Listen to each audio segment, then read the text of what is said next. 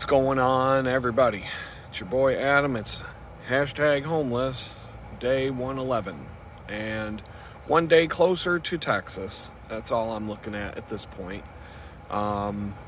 Yesterday I got 4 out of 4 things done that I wanted to accomplish, and then I got a little bit more done in the evening on top of those 4 things. So that was a good day. I definitely had some nerves kicking in the morning, and just in regard to mostly around finding a rental vehicle to get me from here to Pittsburgh, pick up some personal belongings, see my kids, and then hit the road. There's going to be a whole different state of mind once I am finished in Pittsburgh. And it's going to be sad too.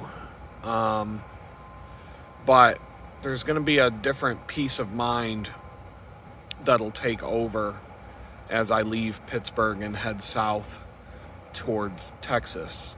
Because from that moment forward, I won't have to worry about other people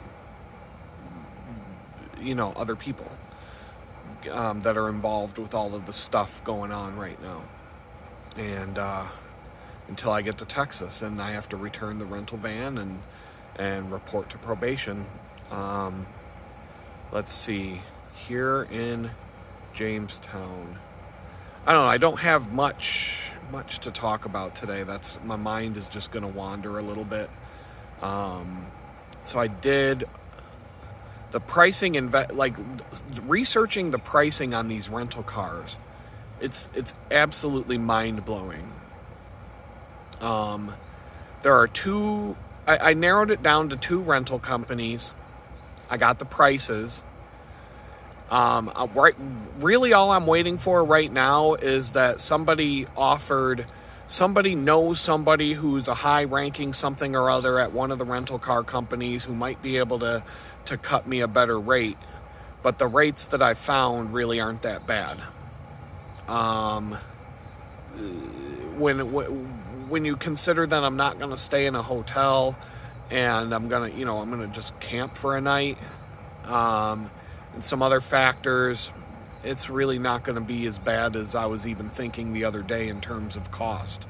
But the pricing for the same rental car company, there's one in Jamestown, a location of this rental car company. It was going to be almost $1,400 to rent a minivan to go to to go on this trip. But the same rental car company, if I'm willing to drive up to Buffalo and get it, be about $500. So what's going on? And then the messed up thing about it is when I was looking at all so their website does not have any kind of tool to help you get the best rate, because every single location of the same rental car company is going to give you a different price. And that's with all of the rental car companies from what I'm finding. So in Buffalo, there were 2 locations of the same rental car company 10 miles away from each other in the busy suburbs south of Buffalo. They were literally 10 miles apart. Same rental car company, 2 different locations, 10 miles apart. One of them quoted me about $500. The other one quoted me like $1,200. What's going on? What's going on? If it's the same, that's like, I guess, a Big Mac at one McDonald's might cost $6, and a Big Mac at another McDonald's could cost $25. That's generally, you got to do your homework. You got to dig deep and do some research. Might even be able to get it for less than $500 for a 3-day one-way 3-day rental to take a vehicle, 22,000 whatever on a 24-hour drive, 2,000 something miles. I don't know exactly how many miles it is, but that's not a horrible rate. U-Haul for taking a U-Haul cargo van. They won't let you rent from state to state. Like, they won't let you do a one-way rental on a cargo van. So the box trucks, the smallest box truck rental that they have is going to be like $1,600 to rent the box truck to go from here to there. And that didn't matter. I changed around the cities and looked up just to do my homework. And it didn't matter where I picked it up, that was the rate. Let's see. And on top of it, think about how much the gas is going to cost to drive over 2,000 miles with a big-ass box truck. Yeah, I'd be able to fit everything I want to take, but that, first of all, it's going to be horrible to drive one of those things that far. They're not comfortable. They're not fun to drive. Neither is a minivan, but a minivan's going to feel more like driving a car or a truck. A pickup truck. It's going to feel like a regular vehicle when you're out on the road and when you got to pull into gas stations and things like that. And the mileage is going to be a hell of a lot better. The cost of gas is going to be a lot lower. So that, if I had not picked up some projects to work on, this wouldn't even be an option for me right now. I would be either taking a bus, flying down there, or, finding some other cheap way to get down there. I did have some help available, but then, like I said, I started my own business and things picked up all of a sudden, right at the same time. This is synchronicity right there. Synchronicity right there. As soon as I got the phone call from the probation office saying that it was approved that I can move to Texas, I'm saying within a couple of days after that is when this other thing started. And all of a sudden now I've picked up a project. I've gotten started on it. The funds are available for me to make this trip. I'm not living large by any extent. I'm still kind of flying by the seat of my pants when all's said and done, and I'm not going to lie. But it's doable. It's doable, and the Lord, I sat there wondering, how am I going to make this happen? And the Lord made it happen. I didn't do it. I'm telling you, I see this guy walking around the park every day. Not every single day. I did see him this morning as I was walking over to the bench this morning to sit here, but he was on his way out. I don't think he even saw me. But I'll be talking to him later. But I've seen him many, many times. I made jokes about it. He's even watched the videos of me making jokes about it, about how he shows up at the park to walk his dog every time I'm here. But it's a park. People people do things at the park when they do them. There are other people that show up at this park on a regular basis that I see all the time, and it was just happen chance that his dog ran up to me one day, and I started petting his dog, and we started getting into this conversation, and that turned into me working on a project. And let's see, and then there's another company out there that I should be starting a project with this week, and that's going to be awesome. And this is all going to go towards this. As soon as I get down to Texas, I can just breathe a sigh of relief. I'll have work right in front of me. I'll be able to take a couple of breaths and just, I know that I don't know how long I'm going to sleep, but I know for a fact that the first day that I don't have to go report to probation or, run around dropping off a rental car and all that kind of stuff, the first day I'm actually there and just there, I don't even know if I'll do a video that day, to be honest. I probably will, but I do have this habit, and it's like I won't say it's a compulsion, but when you do something 30 times in a row or something like that, people say it just becomes a habit. And so I don't even think it's a big deal to do these videos. But I might not be able to do a video and post it while I'm driving. Maybe. We'll see how it goes. Because I will be stopping for gas and snacks.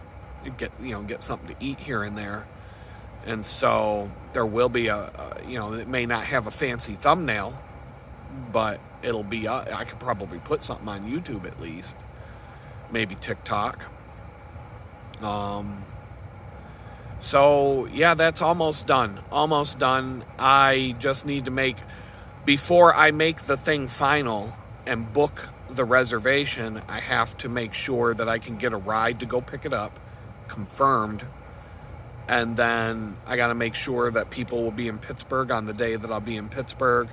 And I got to make sure, and then once it's all booked and solidified, then I've got to make 2 phone calls to, different probation officers and let them know that got a plan and that this is the dates, as long as everything goes smooth. But I did yesterday, I got a little bit of a sign from God. It was kind of a funny sign that everything's going to be fine. I'll talk about it. So I was at the library, and I had a little bit of my nerves were a little balled up yesterday because I had these 4 things that I had to get done, and I didn't think I was going to get them done. And this whole thing with the rental vehicle is that's the main one now. But I keep having this talk with God, everything that I've been worried about since the day I was tossed out to the street has not materialized. One thing after the next. And so I'm keeping that in mind, right? And so, but I'm still going to have these periods where I'm thinking too much. And I'm thinking about all the different things that can go wrong. And so the way I combat it, the way I deal with that is to try and get things done and to just try and block it out, get something accomplished. And then it does help. Because I had these 4 things on my list yesterday. I didn't know how I was going to get it all done. And by about 4 o'clock in the afternoon, I was all done. And then I'm sitting there going, what do I do with the next hour and a half? And I just kind of piddled around on the internet. I didn't do much of anything for an hour and a half yesterday. And then I went back to the shelter, had dinner, and I set up a computer up in the room. And I got some other things done that was like a bonus, above and beyond what I wanted to get done yesterday. And it was work on this website project I'm doing. And it was just a nice laid back situation. I ran into a couple of small snags, but worked around them and got through them. And some of it is just, I'm trying some new things for this one project. I'm building a WordPress, a bunch of WordPress websites. And so there are so many, when you want to plug in a piece of functionality to a WordPress site, there are so many different ways to do it. There are so many different options available that I said, how about this one? And I grabbed one that I hadn't used before. And I'm like, oh, that worked out pretty good. That was a good one. And it did what it was supposed to do above and beyond. And just things like that.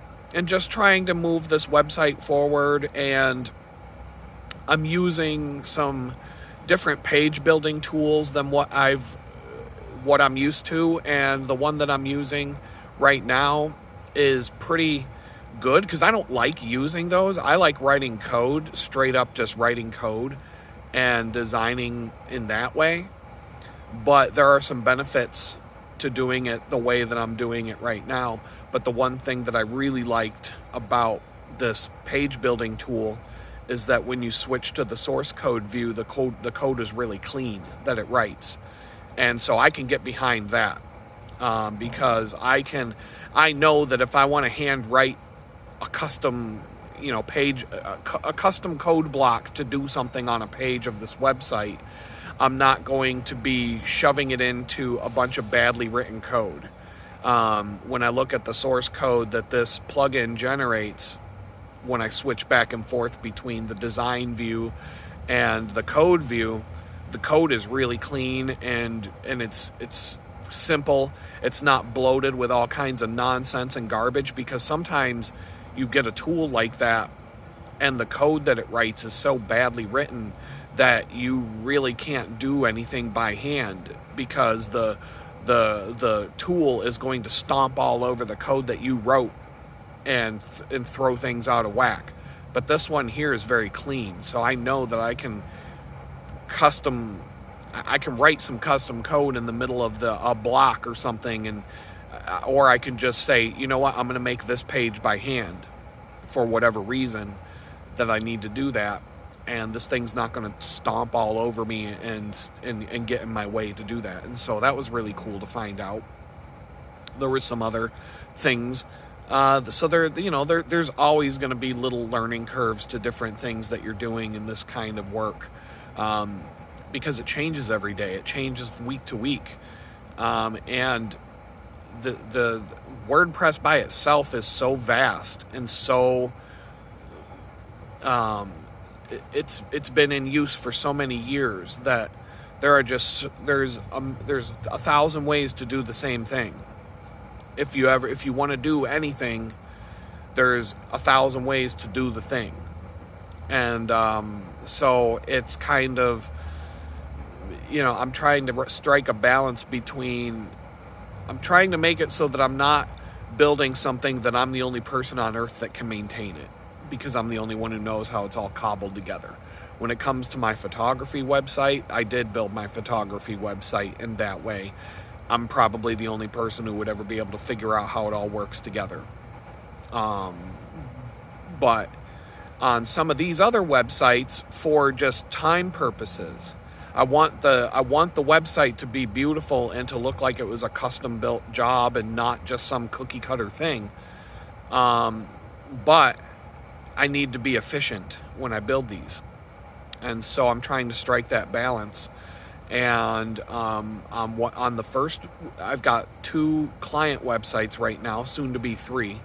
But on the first one of the 2, I need good photography. And so I'm trying to figure out a good day to go in there and take some photos myself. And we're also going through some archives and trying to dig up whatever they have and work with whatever they have. Setting up another system. It's a restaurant, so I want to set up a system so that the people that cook there can take their own food photography and make it look really nice. And there's somebody there who can do that, and who is a photographer and who knows how to do that stuff.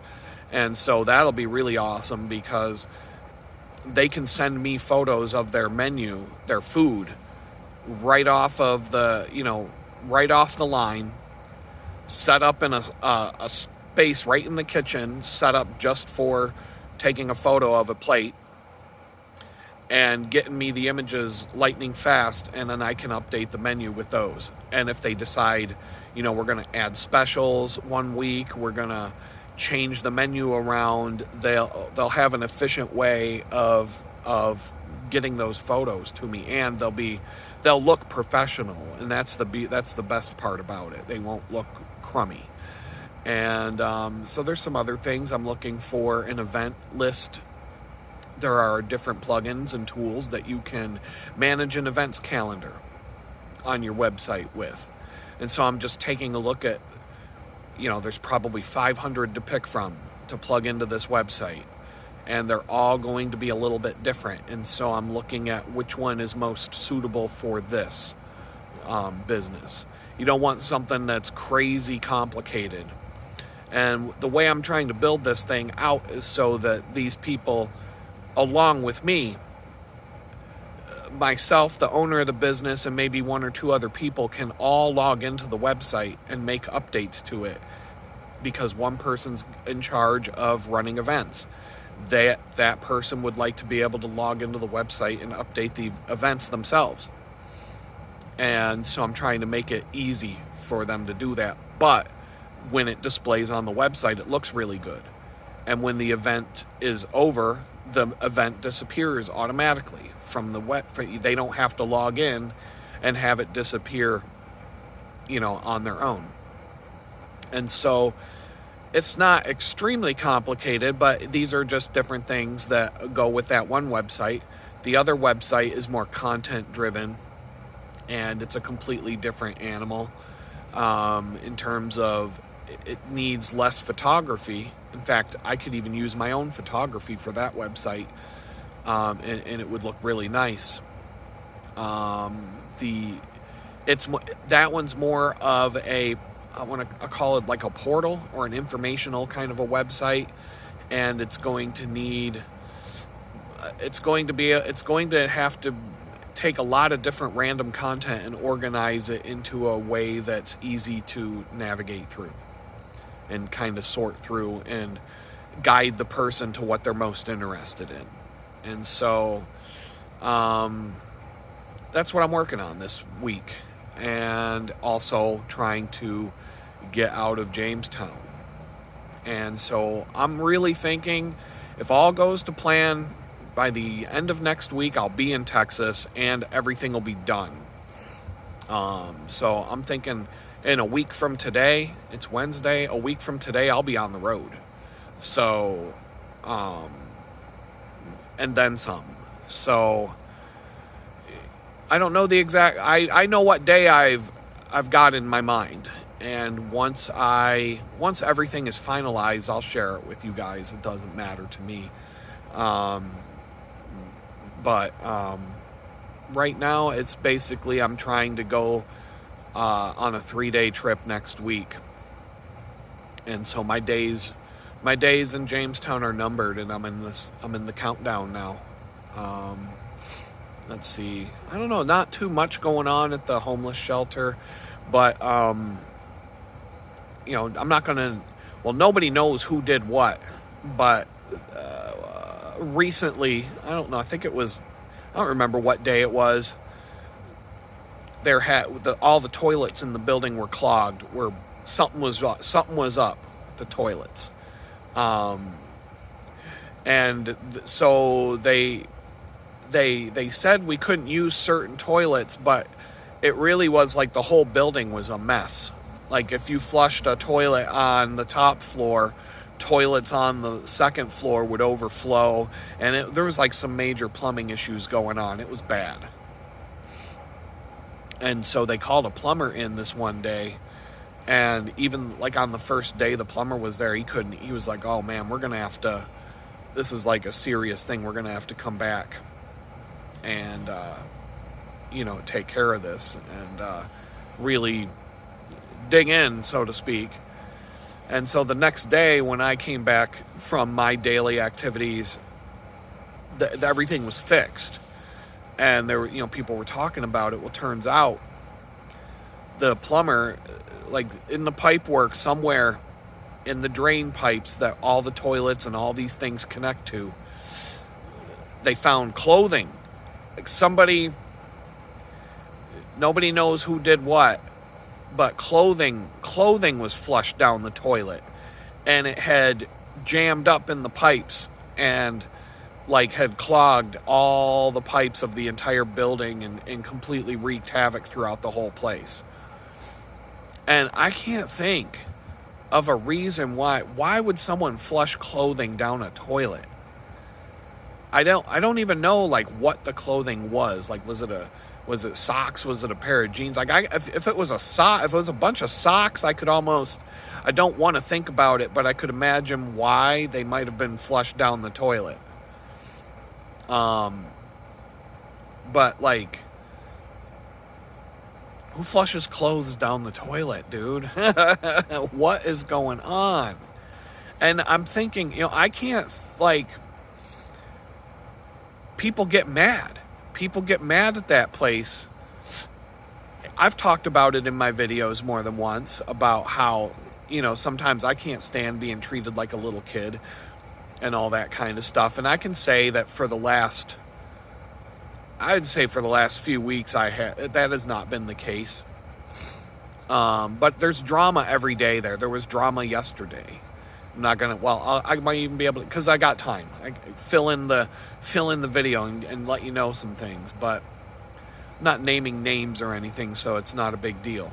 But there's two reasons I can think to flush clothing down a toilet. One is someone ran out of toilet paper at the wrong time and was too lazy to go tell somebody about it. And so said person or whatever was like, well, fuck it, I'll use my sock. And flushed a sock down the toilet, or underwear, who knows what. I can't even imagine what's going on there. And so that's scenario number one.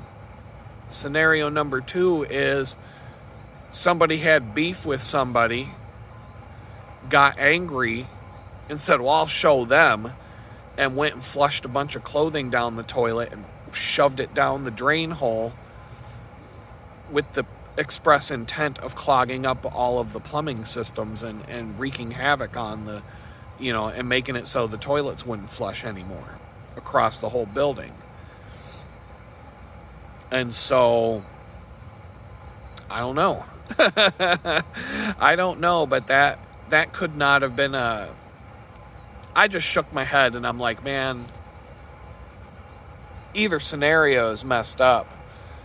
either one of those, but those are the only two scenarios I can think of as to why the plumbers, after they had to pull apart a wall, like they had to do all kinds of crazy shit. And then from what I was told, I didn't see it with my own eyes, but from what I was told, they were pulling clothing out of a pipe that was all jammed up and probably covered in shit and everything else. And that was what was causing all the problems in the building, was, someone's pair of jeans or whatever was all balled up in a pipe and just blocking the entire drain system of the whole building. So, I don't know, but these are the things. It's just another day in this life. And this is why I'm like looking forward to getting out of here. I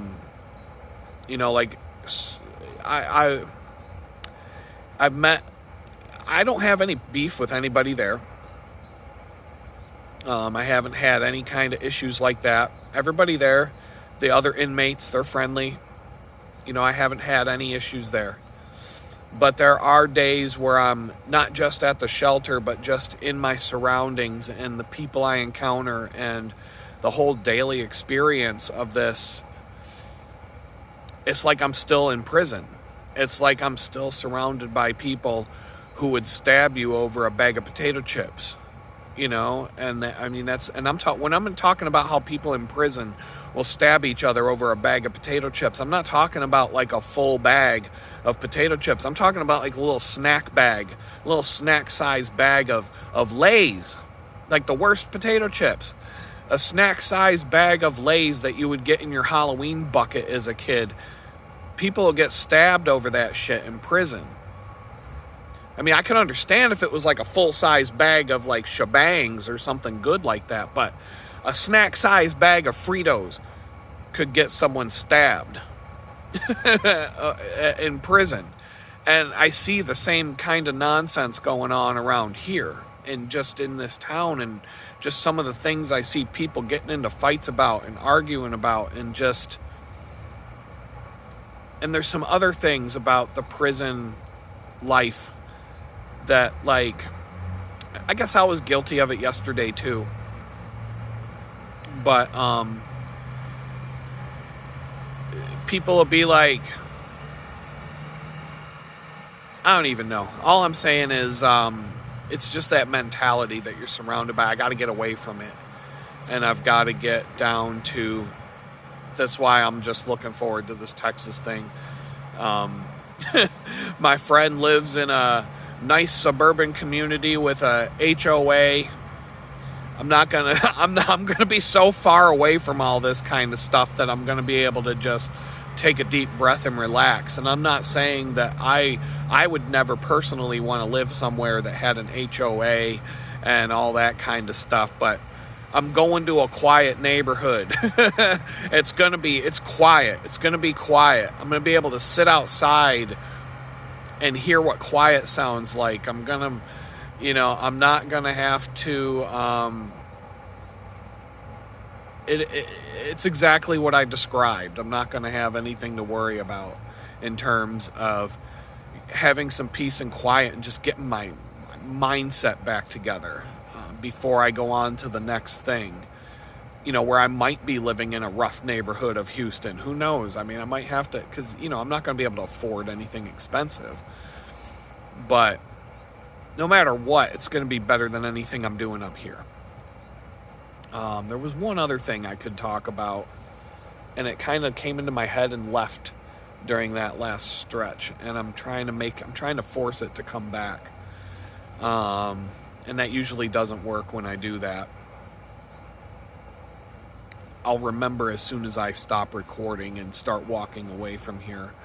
But it had to do with just stuff that you deal with at the homeless shelter and the homeless situation. Come on, what was it? I don't know. It's probably something for another video where I don't have anything to talk about and it'll pop into my head. So with that, I'm going to let you all go. Once again, it's shop.litgood.com if you want to take a look at the photography that I'm working on. It's probably going to be, I don't know when I'm going to put more photographs up there. I can only do what, I only have so many hours in a day right now. Today, my biggest focus is getting this travel arrangement my goal is that by the end of the day today, that everything is locked and ready to go.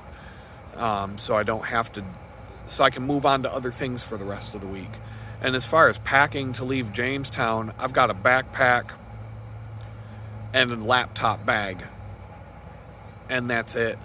That's it. That's all I got. Everything pretty much this backpack is huge. Everything is going to fit in it. So I would say like the day before I leave town, I'm going to grab that backpack, clean it up, and just prepare it for this long trip and pack everything into it as neatly and, compactly as I can. And then, once I leave that shelter on to whatever day it is, that's that. And I'm kind of just like, wow, it's happening. Like I'm a little bit of a space cadet when it comes to just, I'm finally moving on from this. And so, that's where I'm at. It's 32 minutes. I'm going to let you all go, and I'll check back in tomorrow, and hopefully, I think I don't have as much crazy stuff to try and do today except for booking the trip and getting this video up, of course. And so I might have some more thought out things to talk about tomorrow. But anyway, hope y'all have a good day, and I'll see you tomorrow. Peace out.